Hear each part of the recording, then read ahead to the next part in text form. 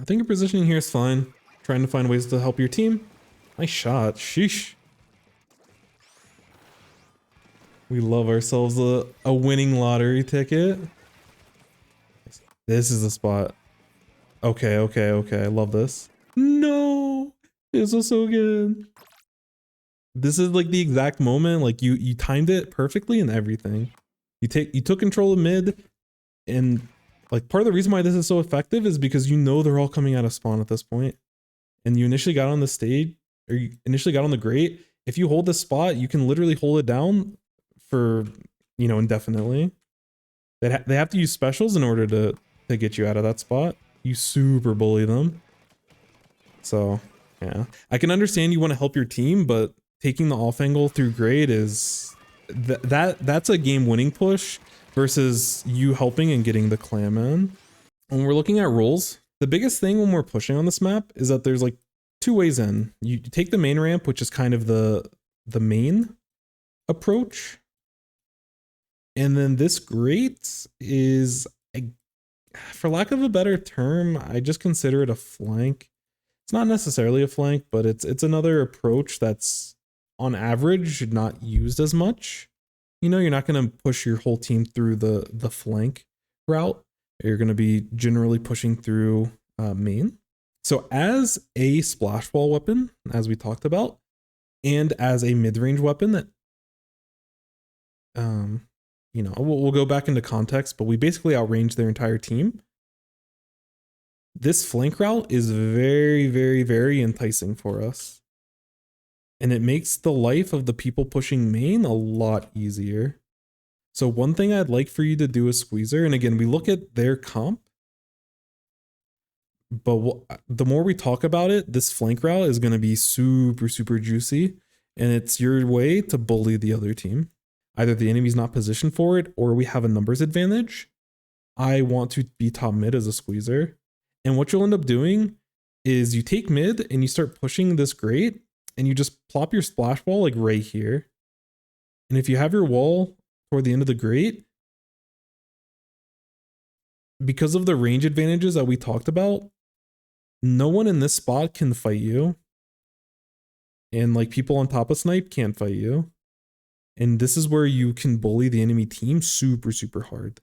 Again, great, you're still a little bit vulnerable, so you have to be careful that like there isn't a range blaster somewhere that can, or anyone on their team cannot get underneath you and shoot you. But that's where, when you have advantages, that's where you want to push it. When you know that the enemy team is like coming out of spawn, or if you know that they're defending this ramp, this flank opportunity is super, super, super good. So I really like your comp. I really like your weapon in this entire game. I think you can be very, very, very effective. If I'm you in this game, I'm always looking for this path. But yeah, you mentioned that you struggled against the range blaster. Blasters are something that are really hard to deal with. And we'll kind of see how those fights or those engagements end up going south for you. But it's definitely something we can work on. Blasters are tough.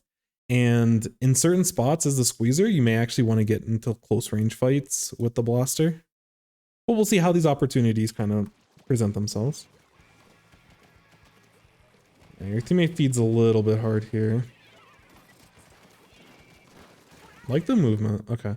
Once you see your teammate go down, so once you see them down and you see the enemy here, I'm just throwing, like if we're going to take a fight in this lane, it's really long range. Just get the wall down immediately. Like back up a little bit when you throw it so it has time to actually like, you know, be active. But once this wall's down, like you're chilling in all these fights. You have to be careful about them coming top mid, but you're chilling like where the blaster is now.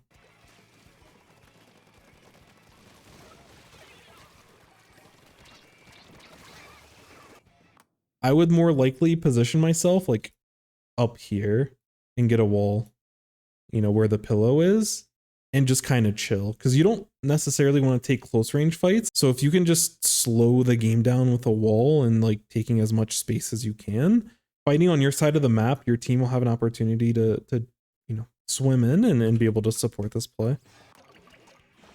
Hopefully we can come together.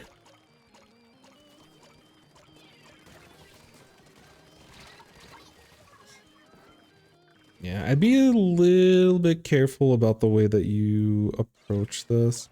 As a squeezer, you are able to come out this right side. So instead of moving left like your teammates are, you can actually play this far right side, climb this wall, or you can play this lane.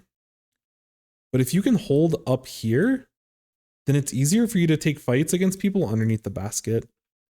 Because you can also, this is where you can throw down your splash wall in this spot and be able to take fights for people that are trying to score. I think this is totally fine, the pathing you're taking here, but as a squeezer, you're in a unique position to where you can hold this position down for your team really well, which is going to be very important in a lot of situations. Because you see that like the mini in your machine are already on left.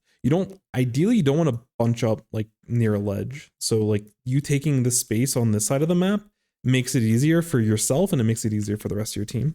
This spot is very important, and that's why this flank route that we talked about at the beginning is also important, because it allows you to get into those types of positions.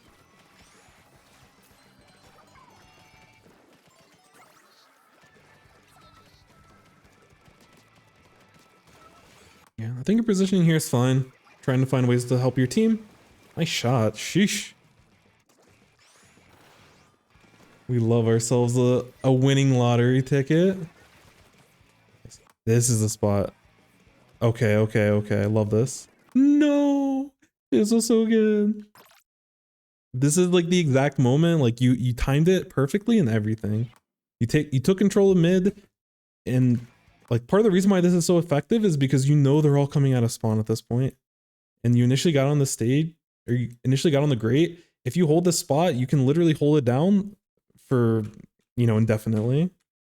They have to use specials in order to get you out of that spot. You super bully them. So yeah, I can understand you want to help your team, but taking the off angle through grade is that's a game winning push versus you helping and getting the clam in. But again, you're taking these fights with your team, so the awareness there is good. All right.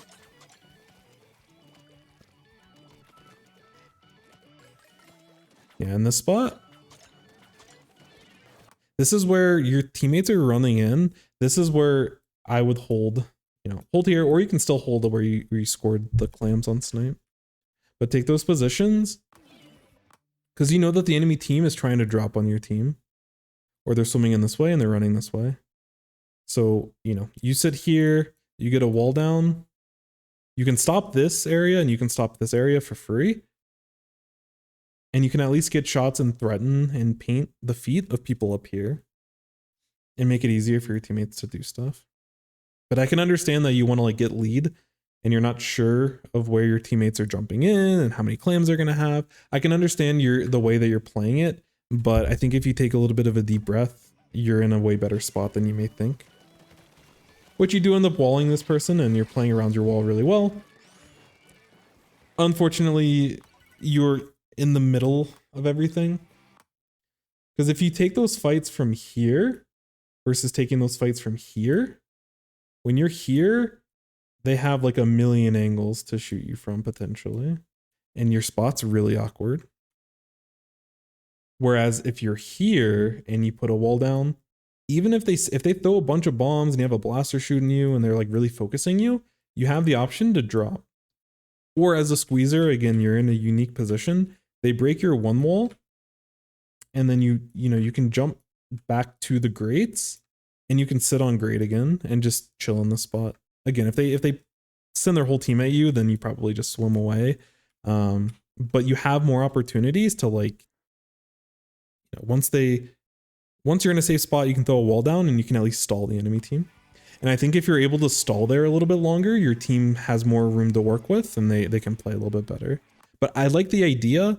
And once you were in the tough spot, you like move between your wall like really, really well. But it's just a bad spot. It's hard to hold in that type of scenario.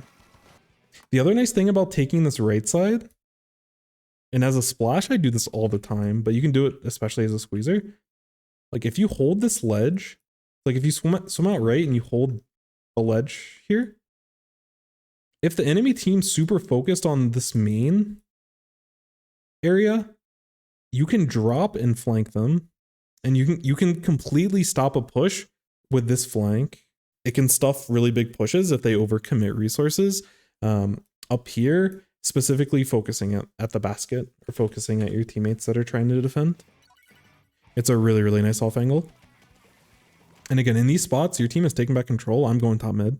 I'm taking that flank and I'm bullying. I think you thought the wall would have protected you, but there's like a small window where the wall did not protect you. Again, you might not be able to take mid here, but I would put, you know, this angle that you're holding here is really good because it's this nice lane. But use this to give you information and see if there's a chance where, you know, either you get a pick in this left lane or you can look to take top mid. It's like, even if you weren't about to make a clam, don't worry about that. You have enough time and you don't need that big of a push, you know? Like you have to think about the context of like how many points you actually need. And you just need like a small to medium sized push. Because you score and then you're at basically 52. So you need like 7 more clams. So like it is a little bit of a push that you need after, but you don't need 2 balls in order to do it. Or if you do need a second ball, like you figure it out. You have plenty of time. Since you're marked and they see you moving this way, don't throw yourself in that kind of spot. That's just like that's the 100 level bait where they're always trying to trap you there. Yeah, this is unfortunate.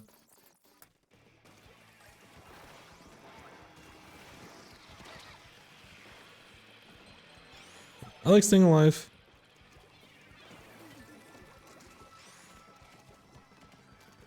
Yeah, in these types of scenarios, I want you to be a little bit more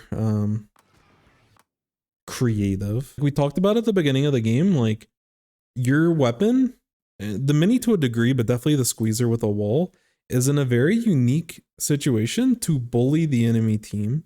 And you want to find opportunities to be able to bully the enemy team. And when you're sitting back here, obviously it's very scary being up here and everything, but we're in a spot where we need to, you know, look for a push. But you've avoided this right side of the map basically the entire game. You don't necessarily want to drop because that's going to put you in a weird spot. But if the enemy team is, you know, pushing this left side very hard, or, you know, if they're sitting in this kind of spot and like blasters trying to shoot at your team, you can shark around this area and potentially look to drop on someone for an opportunity. But in these types of scenarios, and there's still plenty of time, like we're not in desperate situation, but I don't want you to be like hiding behind the rest of your team for the rest of this game. I want to see you be able to like try to make something out of something. That's super tough. Probably gonna be the game here. The numbers are numbering. There you go. So I think I just like overall map knowledge. There's a world where you play this game and your dapples are constantly dropping the right side, and you may have your machine or mini holding this wall and looking to play top mid. And if that happens, then you holding this left side over here makes a lot of sense. Part of you playing this effectively is being able to adapt. And when you notice your teammates playing very vanilla, very default, you know, when we talked about this at the beginning, this is like the main ramp. And if you see your teammates taking the main way on offense and defense, then you're gonna want to look for ways to be able to play off of that. Basically, the adaptation it's hard and it takes time, but you know, when you're holding on defense in this area, you clumped with your teammates a lot. When you were defending basket and coming off spawn, there was always like 3 of you all just dropping this way. And if you notice the rest of your team is in those spots, you want to see if there's another position that you can take. And I think this entire game, like holding this on offense and defense, like holding this on defense is good. And pushing this, there were so many spots. There was a spot you made it like right here, and then you ended up dropping this way.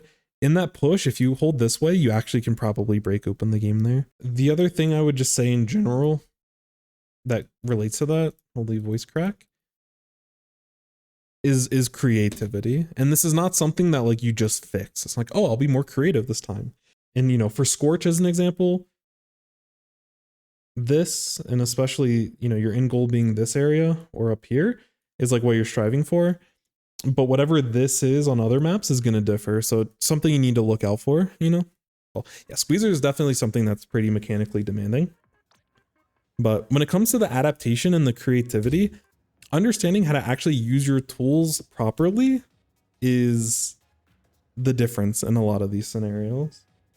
Just because Splash is easy doesn't mean you know how to position with Splash, or you don't know, you know, how you can position and what different angles you can take with burst bombs and all that other stuff.